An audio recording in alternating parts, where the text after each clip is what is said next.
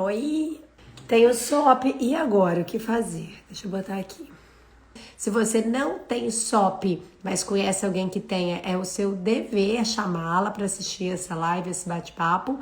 É uma live que eu fui inspirada, tá? Por uma paciente que passou em consulta na semana passada, uma moça que já teve o diagnóstico de SOP lá, né? Quando ela começou a menstruar, recebeu o diagnóstico de SOP, recebeu a orientação para começar a tratar com anticoncepcional. Essa moça faz tratamento com anticoncepcional, apesar de não ter uma vida sexual ativa. Olha só, né? A que ponto nós chegamos. Então eu me vi no papel de voltar essa semana a falar sobre SOP. Há muito tempo que eu não faço a live sobre o tema, e a SOP também pode ser uma das causas de infertilidade, apesar de muitas mulheres engravidarem com SOP, né? Porém, a SOP é sim uma das causas de infertilidade, né? Uma das causas metabólicas aí que atrapalham as mulheres a engravidar. Eu quero que vocês entendam que a SOP, ela tem esse nome, Síndrome de Ovário Policístico, o que leva muitas pessoas a pensarem que a SOP é uma síndrome que envolve uma doença dos ovários, mas isso não condiz com a realidade.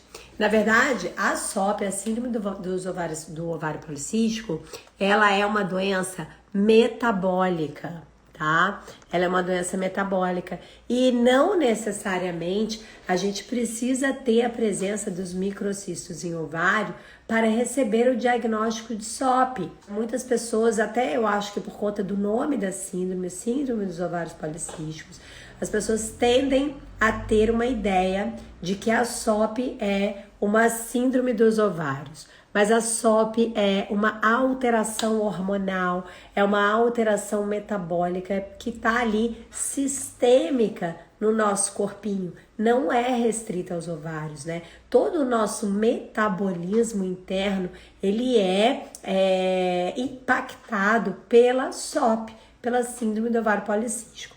Bem, como que a gente recebe um diagnóstico de SOP e quem são os melhores profissionais para poder nos ajudar no tratamento da SOP? O diagnóstico, ele é feito por um médico, né?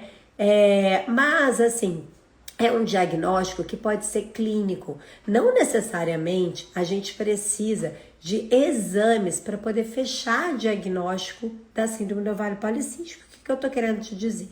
Que sim, é o médico que vai dar esse diagnóstico, mas isso não quer dizer que ao passar em consulta com uma nutricionista atenta, ela não pode te orientar a respeito da síndrome do ovário policístico, porque clinicamente a gente consegue perceber que a paciente ela está na síndrome do ovário policístico.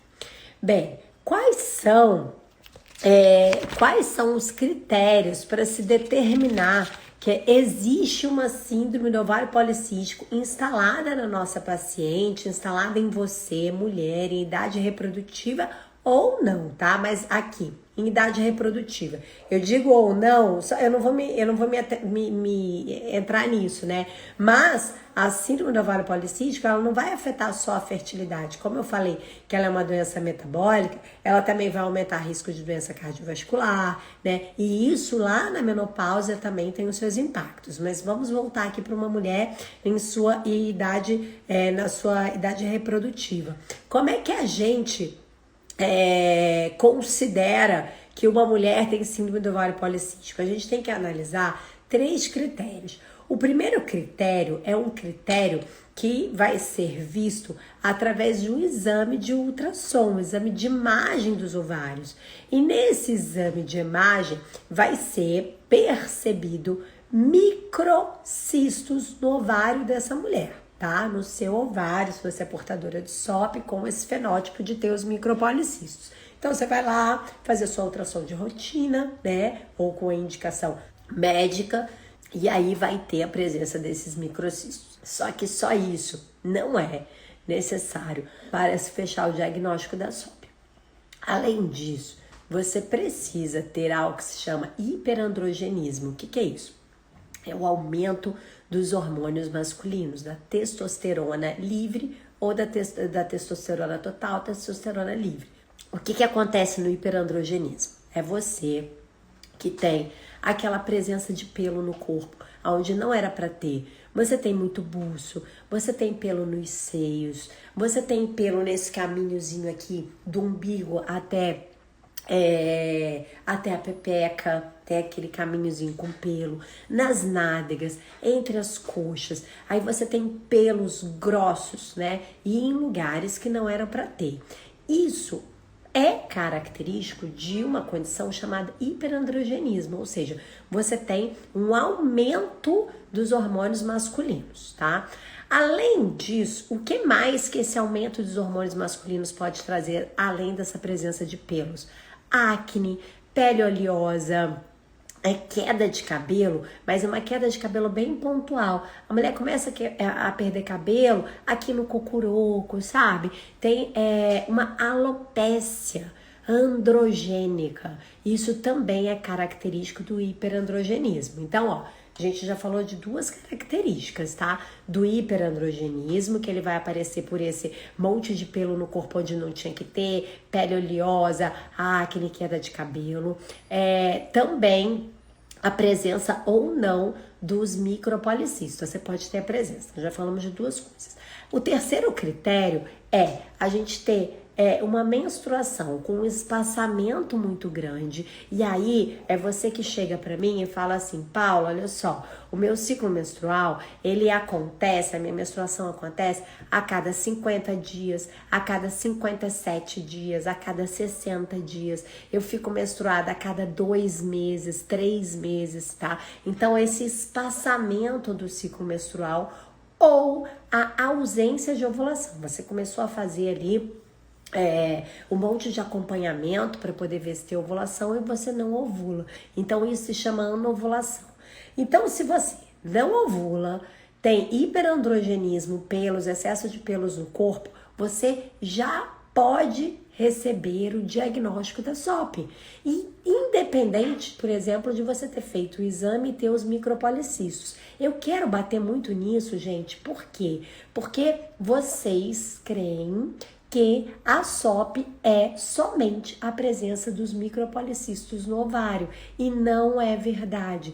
Você pode ter a presença da síndrome e não ter os micropoliscistos no ovário, tá? Então é isso que eu quero que vocês fiquem muito atentas, porque é isso que eu vejo na prática. E eu vejo também, por exemplo, mulheres que, eu já recebi, sim, o diagnóstico da SOP, mas aí eu fiz o tratamento com anticoncepcional e agora tá tudo limpinho. Mas tá tudo limpinho como? Porque se você faz uma avaliação de ultrassom para poder ver se você tem os micropoliscistos e se você tava em uso do anticoncepcional, é claro que vai estar tudo limpinho, mas não necessariamente você vai ter controlado os hormônios que estão desregulados na SOP, né? A resistência à insulina que aparece na SOP. Então, é isso que a gente precisa conversar. Então, aqui não é SOP, não é significado de presença de micropoliscistos no ovário. A SOP pode acontecer em mulheres sem micropoliscistos no ovário, tá? Não vou me repetir para não ficar chato.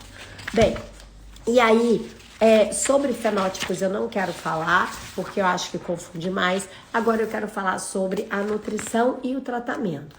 Qual é a relação da síndrome do ovário policístico com a nutrição?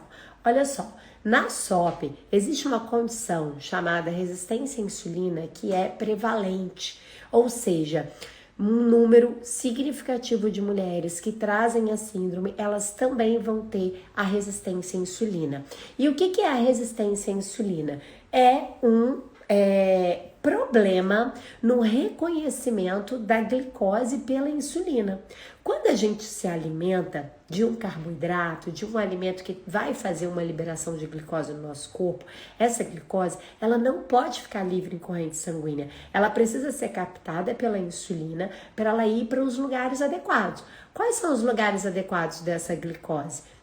Para poder estocar essa glicose? Ou vai para fígado ou vai para tecido gorduroso ou vai para músculo. Então daqui eu já te digo, se você tem uma composição corporal boa, olha que legal, é para lá que a sua glicose pode ir, pode ter uma demanda maior. Se você tem bastante músculo, você tem bastante lugar para receber essa glicose e fazer síntese muscular também, né? Então olha que legal. Só que a maioria das mulheres com o síndrome do ovário policístico, elas têm uma composição corporal ruim, elas têm maior quantidade de tecido gorduroso, né? E aí, porque elas podem estar em sobrepeso e em obesidade, e aí é o ciclo vicioso da síndrome do ovário policístico. Por quê? Porque quanto mais tecido gorduroso você tem, né, mais lugar você tem para estocar glicose, mais inflamada você fica e aí, consequentemente, mais resistência à insulina esse tecido gorduroso vai ter. Ou seja, a insulina ela não consegue encontrar a glicose, captar a glicose e levar para o lugar certo. E aí a gente fica com um monte de glicose livre na corrente sanguínea. E glicose livre na corrente sanguínea é muito ruim, gente, porque imagina que a glicose, ela oxida, ela enferruja. Tudo que a glicose encontrar, toda a estrutura que a glicose encontrar, que ela se tocar, ela vai enferrujar, oxidar. Isso tem um nome. O nome disso é estresse oxidativo. E isso também é uma bomba para a fertilidade e para a nossa saúde como um todo. Então, a gente precisa, em relação à nutrição, começar a pensar na regulação desse metabolismo de glicose e insulina.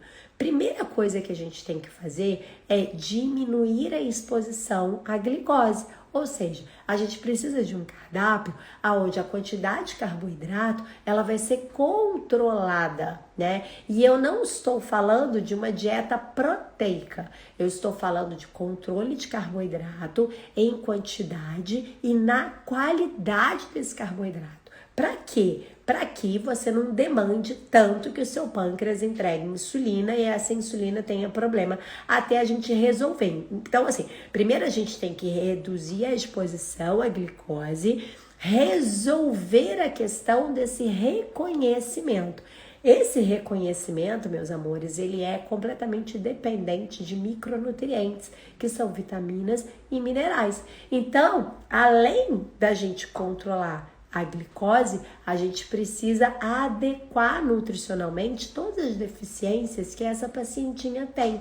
Então, se ela tem deficiência de zinco, de selênio, de magnésio, tudo isso a gente precisa corrigir via alimentação e via suplementação. A correção via suplementação você vai ter quando você tiver uma nutri te acompanhando, né? Porque aí ela vai, através dos exames, né? Através da anamnese detalhada, ela vai saber te indicar quais são esses nutrientes que você precisa repor. Mas a alimentação, independente de você ter uma nutri, você pode começar a pensar, aonde estão esses carboidratos que precisam ser controlados? Esses carboidratos que não devem ser consumidos pelas mulheres que têm síndrome do ovário policístico, principalmente em alimentos industrializados, nos pacotinhos. Porque quando a gente fala alimentos industrializados, eu já percebi que muitas de vocês pensam naquelas comidas prontas congeladas, né? Da indústria. Mas não, todo pacotinho de mercado, de supermercado, ele vai ter uma quantidade significativa de carboidrato, é um carboidrato ruim com uma gordura ruim, tá? Então, diminuir a exposição a esse tipo de carboidrato. Qual mais carboidrato que deve se reduzir a exposição, né? O consumo? Os carboidratos de padaria que eu falo. Pão, bolacha, biscoito, bolo, né? Tudo aquilo que você encontra lá na padaria para consumo precisa ser retirado da dieta, né? E às vezes você não precisa de uma nutricionista para fazer isso, você, né, precisa de força de vontade. É claro que a nutricionista ela vai te orientar e vai te dar apoio, né? Vai te dar incentivo, vai te cobrar resultados, né? Pelo menos assim deve ser. Mas, como aqui é uma live e que eu quero que você saia daqui com informações e aplique, por isso que eu tô fazendo essa diferenciação. Então a gente reduz a exposição e melhora a sinalização da glicose e da insulina. Essa melhora de sinalização vai ser através da reposição do que a gente está em deficiência, e a Nutri que vai fazer isso para te ajudar prescrevendo a sua suplementação. O que mais a gente sabe que é evidenciado é intestino. A gente precisa cuidar do intestino da pacientinha que tem a síndrome do ovário policístico. E o que é cuidar do intestino? A gente precisa de integridade da mucosa intestinal, porque essa mucosa intestinal, ela tem a função de detoxificação, ela tem a função de absorção. Olha só como é importante, até porque se eu entregar as vitaminas para corrigir deficiência, eu preciso que essas vitaminas sejam absorvidas, e elas vão ser absorvidas pelo intestino. E se eu não cuidei desse intestino, e aí, né? Como é que vai ser? Dinheiro jogado fora. Então a gente precisa cuidar do intestino. Voltando, o intestino tem função de detoxificação, tem função de absorção, tem função imunológica, né? E tem função imunológica, tem a função de proteção. É uma mucosa que ela vai proteger o que vai passar para a corrente sanguínea, como se fosse uma peneirinha. Então ela fica ali peneirando o que é absorvido, o que vai para a corrente sanguínea, né? Que é absorvido, que vai para a corrente sanguínea, e o que vai ser excretado através das fezes. Então, tudo isso precisa ser restaurado. Essa mucosa precisa ser restaurada, ela precisa estar íntegra, porque existem trabalhos que falam da forte associação com disbiose, hiperpermeabilidade intestinal e síndrome do ovário policístico. E aí a gente não sabe se responder se essa hiperpermeabilidade intestinal ela causa a síndrome do ovário policístico, ou se a síndrome do ovário policístico perturba e piora essa hiperpermeabilidade intestinal. Então a gente precisa travar esse ciclo, a gente precisa fazer com que esse ciclo pare, né? Então cuidar do intestino, melhorar os sinalizadores, né? A sinalização da insulina. Além dessa correção dos micronutrientes, o que a gente faz? Eu já vi que rodou aqui uma pergunta sobre metformina. Metformina é sim uma orientação, né? Uma indicação farmacêutica prescrita por um médico para poder melhorar essa sinalização de glicose e de insulina. Mas a metformina, sem tratar essa base, de nada adianta. Do que adianta você não diminuir a exposição a esse monte de glicose e fazer uma suplementação, né, uma medicação como a metformina? Então a gente precisa trabalhar em conjunto. E o que mais? A nutricionista, ela pode prescrever também um micronutriente que se chama myo-inositol. O myo-inositol, ele também melhora, sensibiliza a resposta da glicose à insulina. Então, o myo-inositol, ele pode ser associado ou não com a metformina que foi prescrito pelo médico, mas ela vai melhorar essa sensibilização. O que mais melhora essa sensibilização é atividade física. O que a atividade física faz? Eu não falei que a glicose e a insulina precisam se reconhecer? Como que eles se reconhecem? Imagina que ao redor de todas as células tem receptores, que eles ficam assim, ó. Então, ao redor da célula vai ter os receptores para reconhecer a glicose e a insulina. E eles captam, então, e aí engloba e vai levar essa glicose para o lugar que tem que ir. Só que na resistência à insulina, esses receptores, eles estão internalizados dentro das células. E a gente precisa fazer com que eles sejam expostos. A gente precisa fazer com que eles saiam, né, dessa internalização, vão para fora para poder captar essa glicose, então, e levar para o lugar adequado. E a atividade física, ela tem a condição de fazer isso. E aí, quando a gente fala em atividade física, a gente precisa também pensar naquelas pacientinhas que têm a síndrome do ovário policístico, mas que elas estão em peso adequado, né? Então, até nisso, a gente precisa pensar para orientar qual é a atividade física que vai gerar o melhor resultado nessa paciente. Então, se é uma paciente que ela está acima do peso, que ela está em sobrepeso ou obesa, numa resistência à insulina, numa síndrome do ovário policístico, a gente vai orientar para que ela faça um treino onde ela queime mais caloria, né? Aonde ela aumente essa queima calórica. E aí, em geral, esses treinos é o treino aeróbico, onde ela vai lá ou fazer treino de tiro ou HIIT, né, ou um funcional, mas ela precisa queimar mais caloria. Já aquela paciente que tem peso adequado e tem a síndrome do ovário policístico com resistência à insulina, a gente pode orientar para que ela faça uma atividade física, um treino de força, musculação, para poder melhorar essa sensibilidade à insulina, né? Então, atividade física. Falei também do minoxidil. Em relação a sono, é fundamental que a nossa pacientinha ela ajuste ciclo circadiano e sono. O sono, ele precisa ser cuidado. Por quê? Porque se a gente não ajusta o sono, automaticamente a gente também não consegue ajustar o intestino, tá? E o sono é também um momento muito importante para que a gente regenere os hormônios, para que a gente melhore a detoxificação. Então é importante. E também no sono é o momento onde a gente tem a nossa produção endógena de um hormônio chamado melatonina, que é um hormônio antioxidante, que é um hormônio protetor dos nossos ovários. E aí, também no sono, além da melatonina, ela vai contribuir para a regulação do hormônio que é contrário à melatonina, que é o cortisol. Então a gente precisa regular essa balança. A gente precisa ter uma quantidade adequada de melatonina e a gente precisa ter o cortisol também ajustado no momento certo. Aonde que a gente precisa ter maior quantidade de cortisol? Quando a gente desperta, e é quando a gente desperta de um sono restaurador.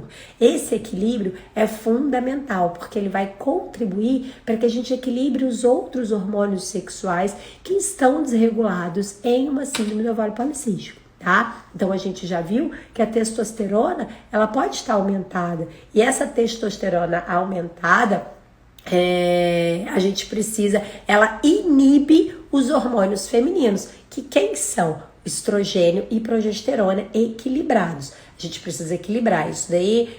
Já foi falado numa outra live sobre dominância estrogênica, sobre esses hormônios femininos que estão presentes nas nossas fases de ciclo menstrual. Então o sono é fundamental. E ainda sobre suplementação, eu falei do minoxidil, mas o ômega 3, porque ele também é anti-inflamatório e ele também vai melhorar essa inflamação em decorrência da resistência à insulina, mas claro, não adianta a gente pegar e entregar um ômega 3 se a gente não fez todos esses ajustes, reduzir a exposição à glicose, fazer atividade física, cuidar do sono, né, resgatar esse intestino, e aí a gente oferece o ômega 3. E também a gente deve oferecer a vitamina D, porque a vitamina D, junto com o ajuste dessa mucosa intestinal, ela vai dar esse rebote, essa ajuda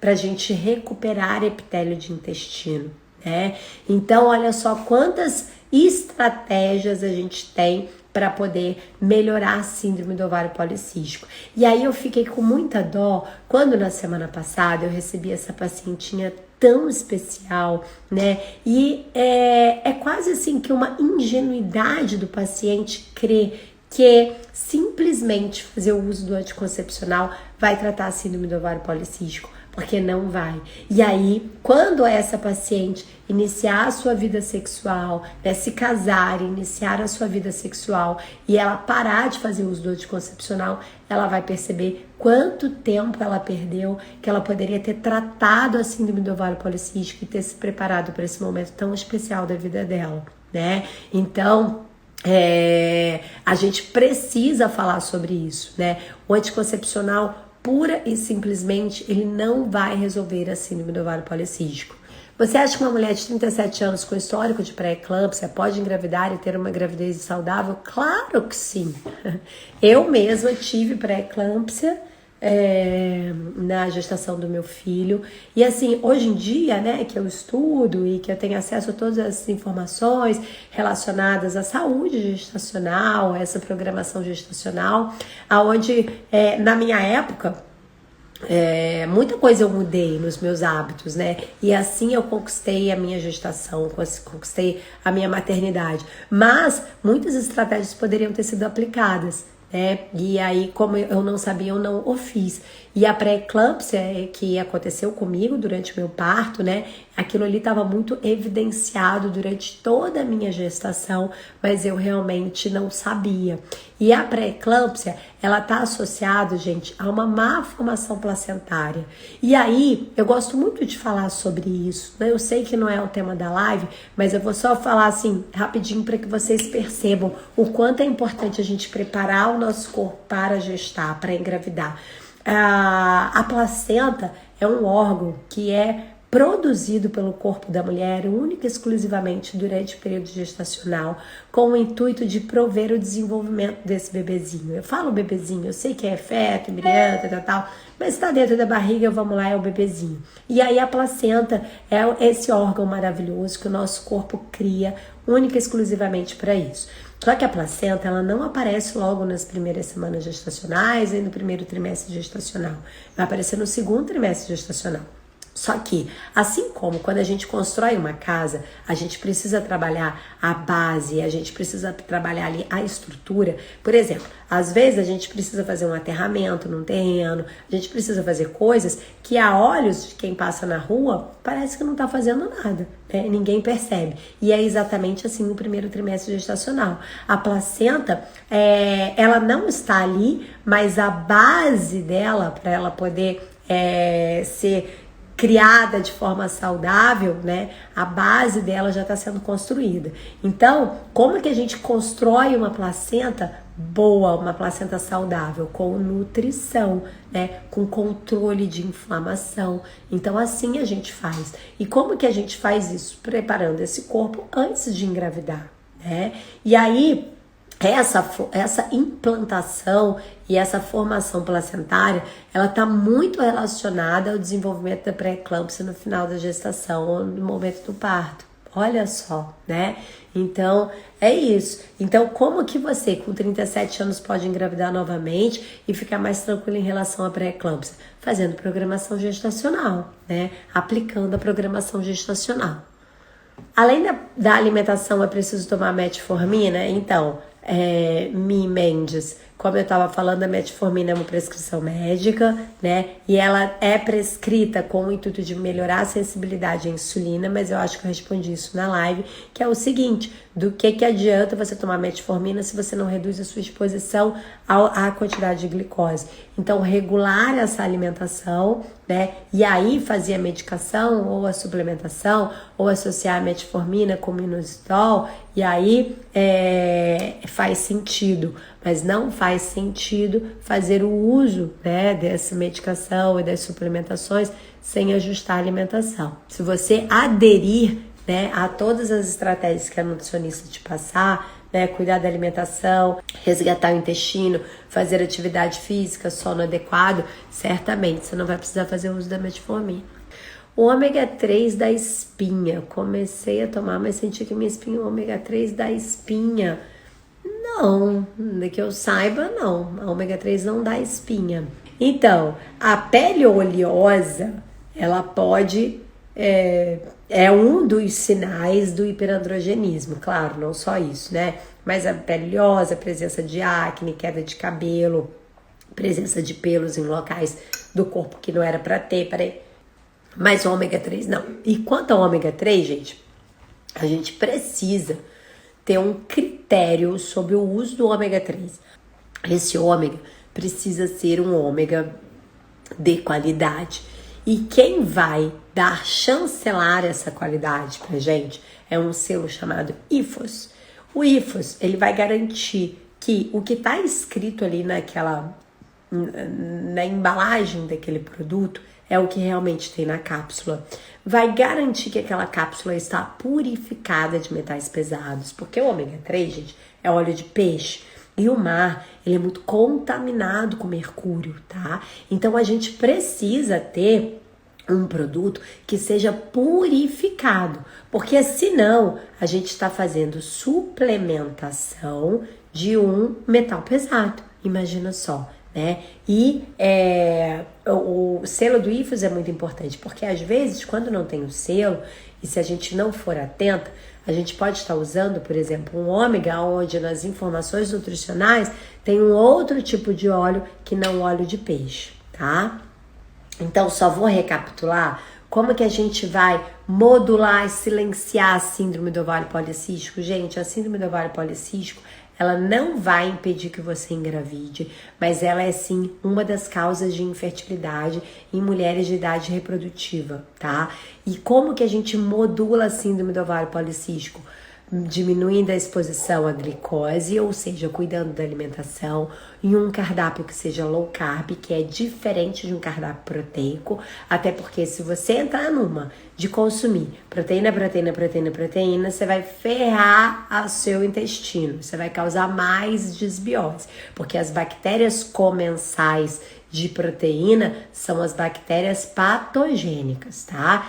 E que vai causar mais desbiose, mais inflamação e mais síndrome do ovário policístico. Então, olha só, cuidar da alimentação, reduzir a exposição à glicose em um cardápio que seja low carb, com quantidade e qualidade de carboidrato, fazer atividade física, ajustar sono. Atividade física tem aquelas duas nuances na mulher, que é na pacientinha que tem a SOP que está em sobrepeso e na pacientinha que tem a SOP que tem composição corporal boa, tá? Fazer atividade física, cuidar do sono, a suplementação que eu dou muita atenção é o mioinositol, que eu posso associar com o dequiroinositol, mas isso aí é prescrição da Nutri, né? O mioinositol, o ômega 3, a vitamina D precisa ser otimizada, a gente precisa de vitamina D aí entre 40 e 60, né? Em alguns casos, quando a gente está tratando esse intestino numa segunda intervenção, a gente pode entrar com probióticos, tá? Enfim, então, em relação à SOP, é isso. Essa live é em homenagem à minha pacientinha da semana passada, que tem a SOP, que tá fazendo tratamento com anticoncepcional, sem ter vida sexual ativa. Isso me cortou o coração. Obrigado pela presença de vocês, de todos que estiveram aqui. Obrigado mesmo pela interação, pela presença. Até a próxima segunda-feira numa live. Mas durante toda a semana nos stories, no feed, peço que vocês interajam com o conteúdo, né? Curte ali, comenta, feed e stories. E uma excelente semana para vocês, tá bom? Beijo!